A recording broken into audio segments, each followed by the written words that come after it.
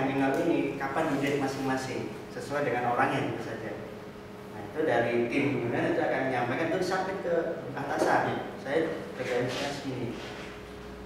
Ya, yang ini yang diatur, bukan harus berapa, harus nama orang berapa enggak. Cuma proses ini yang diatur. Iya. Ini contoh desk management. Nah, nanti kita bisa melihat Pak apakah butuh orang atau enggak gitu. Ternyata trennya, makanya nanti ada laporan change trend. Oh sebulan trennya 30 nih. Saya 5 orang, cukup enggak ya? Itu kan jadi laporan manajemen Pak. Kalau dari 13 ini yang selama ini yang memanfaatkan atau yang sudah tersertifikasi ISO 20000 itu ada satu orang yang di kepalanya itu 13 manajemen ini, satu orang satu tim, atau pimpinannya yang harus memahami semua item ini. Kalau memahami, kalau dibilang karena kita ingin jadi sebuah budaya kan berarti kan harus ada yang bagian mencampuri ya, kalau misalnya ini menjadi tidak berjalan ya, di salah satu elemen. Nah, apakah memang ini ada nggak atau sebuah mekanisme supaya satu elemen dengan elemen yang lain itu benar-benar mengikuti semua standarisasi ini, itu sehingga perlu dibuat selama ini yang sudah perusahaan yang sudah menggunakan 2000, apakah memang ada tim khusus yang memang bagian memantau apakah ini sudah waktunya melakukan relationship proses, apakah sekarang itu melakukan analisa supplier manajemen dan sebagainya. Ini kan item-item yang selalu harus diamati di dalam dinamika perjalanan itu. Betul. Jadi untuk ini langkah pertama organisasi harus mempunyai MR Pak, manajemen representatif. Di bawah MR itu istilahnya terserah Bapak menamakan apa. Ini ada 13, masing-masing proses ini punya misalnya PIC untuk SLM, EIC untuk service reporting, dan seterusnya. Jadi masing-masing harus punya penanggung jawab. Itu yang pertama. Kedua, bagaimana mengintegrasikan itu harus dibuat suatu mekanisme organisasi. Contoh ini, saya coba jadi lompat nih Pak. Jadi lompat. Kita ngomong.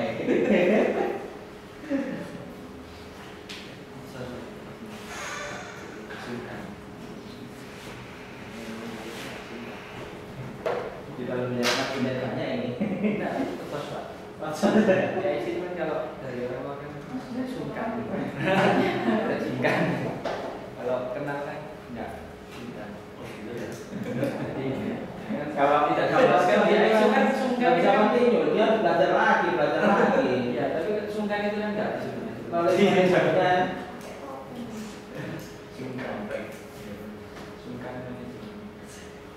manajemen wala sungkana. Sungkan.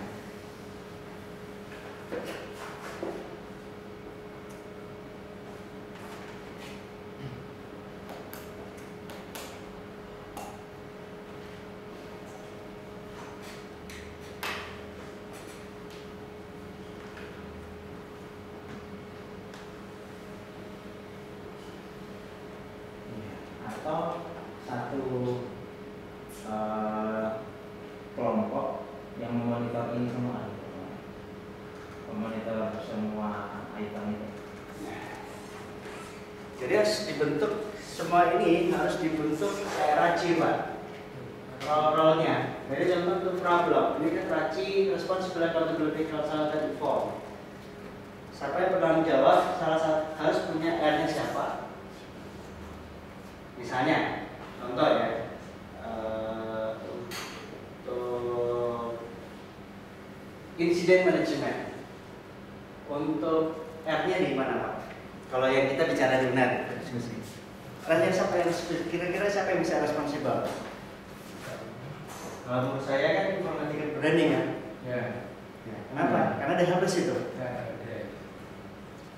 Sebagai jawab-jawab itu Pak. Insiden manajemen kan rantainya banyak ya. Jadi bagaimana memperbaikinya, tapi kalau brandingnya memang dikelola Iya, nah, dia kan orang responsibelnya dulu Pak. Ya. Siapa yang accountable? Siapa yang consultant? Siapa yang inform? Jadi itu yang dipetakan role-role yang ada di UNER ini nanti masing-masing. Jadi ketika misalnya gini, ternyata dari insiden pas dilapor, oh ini ternyata harus berubah sesuatu, maka itu harus dialihkan ke PIC Change Management. Ini karena dasar dari insiden harus ada perubahan menurut change management seperti apa. Jadi insiden menyalur ke change management yang akan menganalisa lagi, gitu kan? Udah RFC-nya gini, dia akan menganalisa seperti itu Pak. Itu role 1 sama 4 itu priority ya? Atau enggak role yang ada di perusahaan Pak? Enggak, maksudnya 1 yang paling enggak. paling tinggi bukan? Enggak, ini networking, ini apa, pengembangan, ini kerjasama. Nah, masing-masing harus punya raci siapa yang responsible dan kan satu orang ya, nggak mungkin dua gitu. Siapa yang responsible, siapa yang Cuman kalau berhenti di salah satu itu siapa yang yang salah satu contohnya apa Pak? ya harusnya PIC apa ya salah satu itu kok nggak respon yang satu itu terus bagian ini siapa? Nah, yang dorong. Ya, misalnya harusnya sih memang sudah bicara dulu. Iya. Sesuai dengan MK tadi ya. Misalnya bisa saja dari BRM nih Pak, nih ternyata customer data minta ini ditingkatkan lagi, berarti SLA-nya perlu ditambah. Nanti masukin ke SLM Pak, Customer Level Agreement, untuk menyusun SLA yang baru sesuai dengan requirement dari ini. Tapi kalau misalnya pas ini nggak mungkin ya, BRM kan bisa mendiskusikan. Misalnya dari sisi SLA nggak mungkin. Mungkin baru mendiskusikan lagi dengan customer. Ya sebenarnya selama role-nya yang jelas, ini ada role-nya. Kapan dia harus komunikasi dengan proses yang lain, itu harus ada Pak. Ya makanya suatu sistem itu dibuat itu tidak terputus. Jadi ketika insiden, apakah ada ke change atau tidak? Kalau tidak ya udah selesai. Kalau ada ya nanti proses change management berjalan. Ketika setelah change mau dirilis, masuk ke proses configuration management terlebih dahulu untuk dicek konfigurasinya sudah update atau belum, baru dirilis. Ketika ada dari BRM misalnya, oh ada penambahan SLA ditambah SLM, tapi dari SLM menambah kapasitasnya kurang nih, capacity yang baru proses capacity yang berjalan di situ. Harusnya sih kalau kita sudah menyusun suatu sistem yang terintegrasi, tidak ada yang terputus Pak, kecuali kalau orangnya memang lupa apa maksudnya ya, nggak ada komitmen baru bisa keputus gitu. Maksudnya disimpan gitu kan, masukkan dari customer simpen data nggak didistribusikan ke proses terkait ya kan jadi terputus. Berarti monitornya itu bersama-sama gitu ya, sesuai dengan yang tadi di. Iya, jadi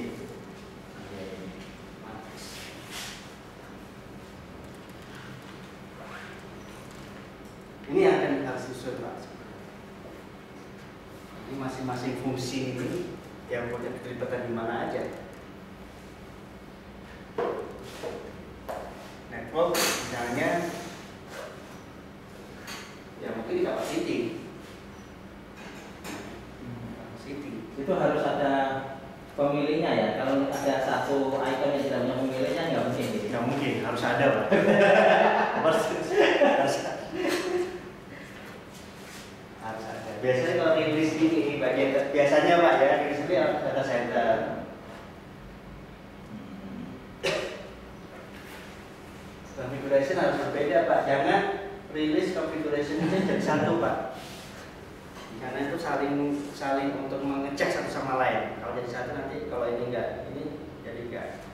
Infeksinya sendiri. Ya nggak benar semua Pak. Iya. Karena itu saling integrasi yang saling mengecek ya. Saya itu harusnya idealnya terpisah. Ini hanya 13, boleh ditambahi atau boleh dikurangi? Sudah bagus kan?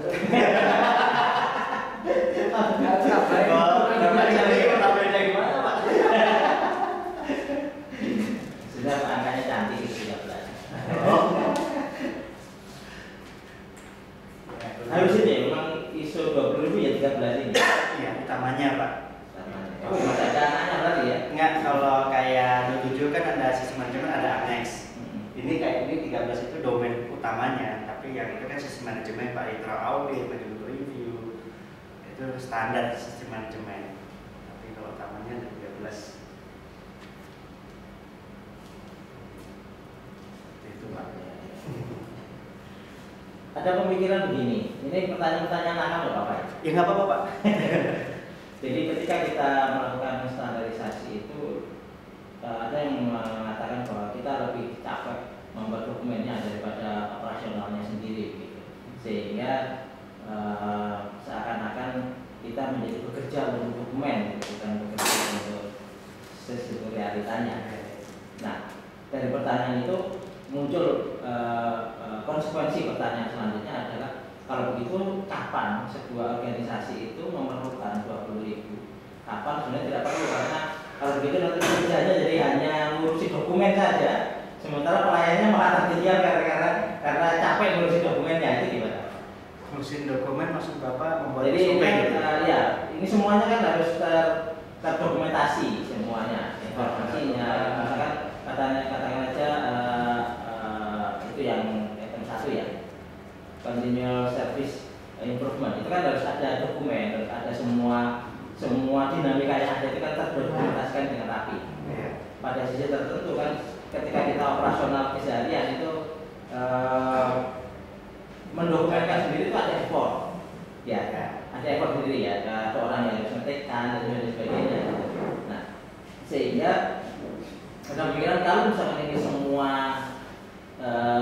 harus terdokumentkan, sehingga semuanya harus ada datanya, maka kita menjadi lebih fokus pada pembuatan dokumen daripada pekerjaannya itu sendiri.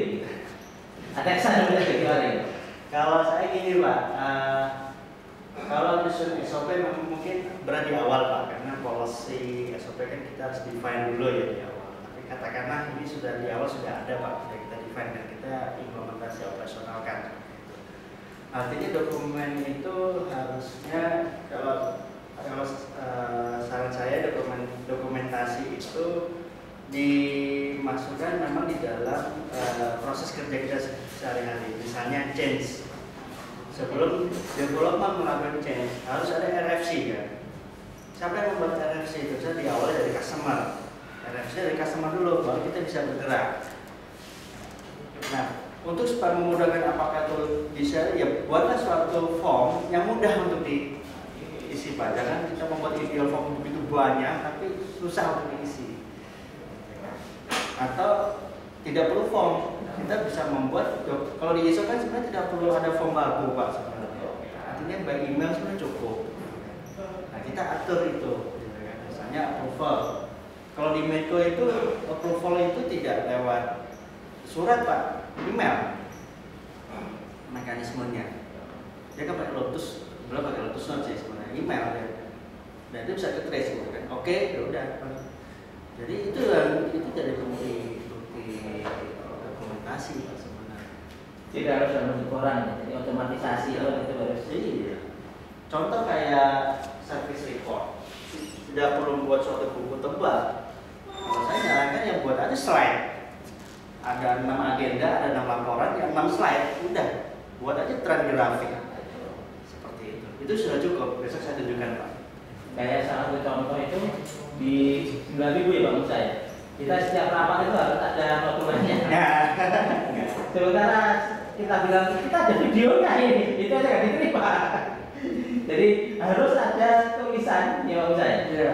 Harus ada tulisan tertulis. Kalau audit memang kalau ini harus bisa ininya Pak, karena itu pertanggung jawaban juga. Tapi tulisan itu kalau saya di dalam manajemen itu ya udah di slide, diisi aja, udah nanti di print pas auditor ini sudah tulisan bla-blanya udah di situ, nggak usah rapi gitu.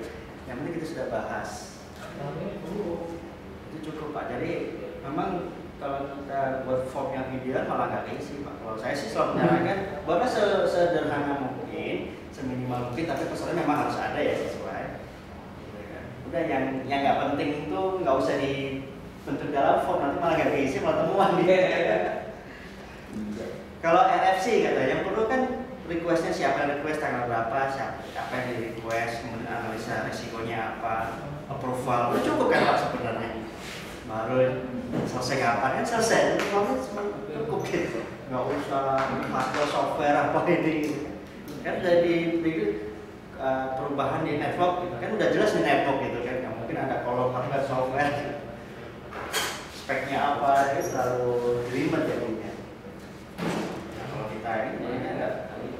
Kalau saya selalu menyarankan form itu ya kita buat sederhana tapi mudah untuk ditata. Dan setiap kegiatan yang form itu yang bergerak kayak RFC. Jadi pengembang kalau dulu kan di Kemenq by phone langsung kerja Pak. Ini saya pas saya audit bener kacau balau Pak. Jadi ada yang lewat. Coba kalau dirubah by phone, Pak isi dulu RFC-nya. Udah kasih lempar bola lagi kan customer lama ya udah customer yang nggak ngerain kita bekerja atas dasar RFC. Kita punya sebenarnya, jadi RFC itu juga punya dokumen dari ketika komplain, ketika ada kebutuhan baru itu titik awalnya di RFC gitu. Cuma memang kita belum melengkapi semuanya itu. Ya. Kalau sudah lengkap, apalagi ada toolsnya, tools ATSM Pak ya, terintegrasi itu saya yakin mudah sekali Pak. Jadi intinya gini loh, membuat orang itu melaporkan apa yang dia kerjakan itu lumayan berat.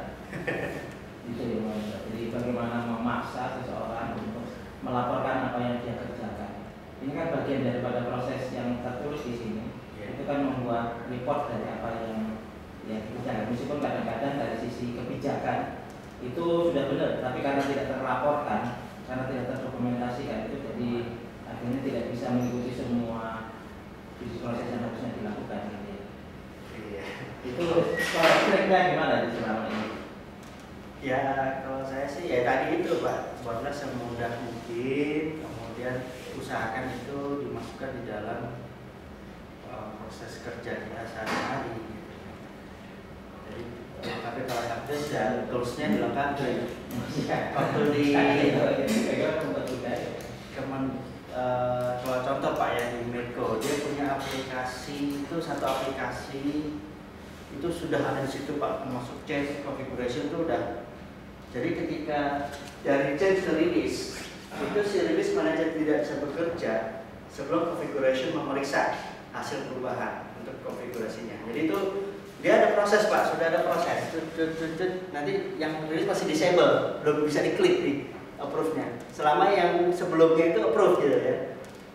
Nah, artinya itu otomatis sudah proses itu dipaksa untuk secara sistem itu dilakukan baik standar proses yang sesuai. Kalau di lintas atas satu sistem itu dipakai semuanya Pak. Jadi ketika change langsung diklik change langsung connect ke bagian change ininya kan, bagian si developernya gitu kan. Pada email blog gitu kan. Kerjain kalau udah selesai kirim, nanti masuk ke sistem udah selesai. Jadi itu lebih ini. ATSM toolsnya udah ada belum Pak? Belum ya. Kalau mau lihat ada open source namanya iTop Pak, open source di Bapak search iTop, open source ATSM software, dia dari Komodo. Nah itu udah lengkap Pak, contoh yang keluarkan Komodo. Ini software ATSM yang sudah terintegrasi mulai dari configuration, change, incident, open source. Itu udah lengkap contoh, gitu kan? iTop bisa ini jadi semuanya konfigurasi change di sini semua Pak. Semua insiden, problem, nah antara insiden problem bisa ada korelasinya. Dari problem klik nanti dibuka modul problemnya ada linknya ke insiden. Oh ini dari insiden nih nomor sekian. Si problem menganalisa oh ini ternyata cause-nya ini. Ketika oh harus change nanti masuk mereka ke change manager klik nanti bagian change modul change manager keluar tuh item-item yang dari kalau ini. Bagus sih sebenarnya. Kayak saya ini paling bagus. Cuman ya mungkin ada beberapa karena ini belum 100% ya. Cuman hampir 70% sudah lengkap. Satu software itu sudah ada semua di sini. CMS itu aja. Ya. CMS content management system. Kita Ini- tinggal install aja atau Iya, ini source code-nya tinggal Bapak download source code-nya bisa diinstal. tinggal install. Bapak search aja ATSM Tools iTalk gitu ya. Udah semuanya, semua proses sudah hampir 17 semua proses di sini ada di sini Pak. Jadi nggak usah, ya udah nggak usah paper-paperan lagi. Di situ.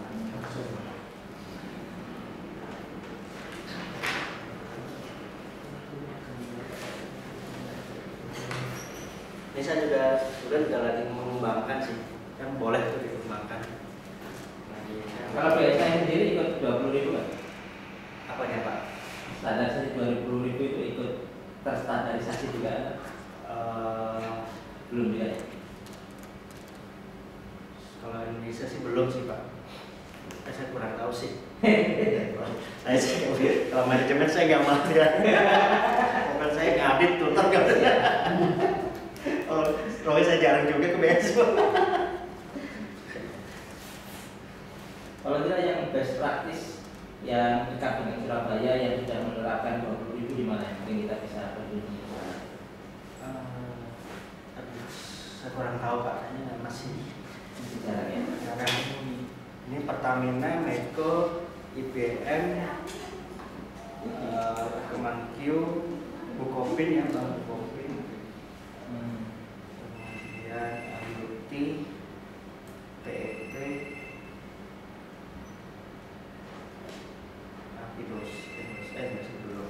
Baru dikit Pak, baru 10 kan Indonesia, 10 ke 15 ya. Kurang masih belum banyak karena ya itu orang di Indonesia ini masih berpikir ya belum ada apa-apa gitu. Singapura aja 100 Pak. Singapura ya dengan negara sekecil. Sementara standarisasi kan bukan hanya ISO ya, standarisasi yang lain ya. Artinya yang pakai ISO ini kan mungkin yang memang kacamatannya kacamata ISO. Iya, kalau ISO kan supaya persepsi kan sama Pak di antar negara kan. Kalau kayak ATAL, nah kalau ATAL sebenarnya standar ATASN itu ATAL Pak, cuman dia tidak sertifikasi ke badan, ke individu. Jadi si organisasi boleh mengklaim saya sudah menggunakan ATAL selama pegawainya ATAL sertifikat semua. Semua. Ya sebagian besar. Yang proses-proses ini dikelola ada sertifikat. Tapi kalau pegawai itu keluar kan dia perusahaan tidak bisa klaim Ya. ATAL ini karena orang-orangnya udah keluar semua. Tapi kalau badan orang ganti kan melekat di organisasi Pak. Itu akan selamanya. Ya mungkin ya orang yang nggak baru itu ya di training lagi. Nah kalau di Australia banyak yang ini juga Pak ya 9.000-nya di take out. Ganti ke sini. Karena ini main berarti 9.000 sudah otomatis masuk ya. Iya, kan sistem manajemen kan basisnya 9.000 Pak. Jadi buat apa double. Jadi kebanyakan trennya gitu Pak. Yang 9.000 di take out, diganti 27 ke 20. Salah satu ya. Ya, semuanya Kita sama. dua-duanya ya maksudnya. Kita dua-duanya. Dua-duanya 9.000. Berarti kurang satu Pak. Ya? Yang tadi itu ada 3, 27 itu satu lagi. Ya, tapi belum ada Pak yang 38.500 baru pajak kok nggak salah. Oh, Belakangan ya. Belakangan. 20.000 ini IT memang ya atau manajemen secara umum? Servis secara umum. Service manajemen sistem. Makanya bukan ATSM, sekarang itu SMS Pak sebenarnya. Cuman servisnya yang didukung oleh teknologi. Tidak selalu harus IT ya. Tidak selalu perusahaan IT. Makanya di konsep kan layanan Pak. Misalnya layanan apa teknologinya? Itu Pak yang. Makanya kan kayak oil and gas company kan layanan SAP. Tapi ada yang pernah tuh di Biro Kepegawaian Kominfo, saya mau 20.000, ada pakai apa? Excel. Ya susah Pak, mobilnya juga susah konfigurasi Excel. Gak bisa kalau itu teknologinya apa gitu. Selama itu ada teknologi sistem yang digunakan itu bisa disertifikat. Tidak harus perusahaan IT. Seperti itu. Oke. Lanjut. Gambarannya seperti itu Pak. Oke. Sudah setengah 12, jadi kita break dulu. Ya, Sobat. dulu. Dari jam 1 ya Pak. Ya.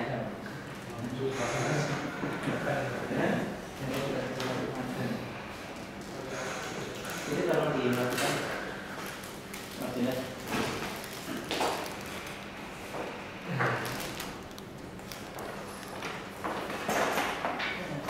Belum. Dari mana terus?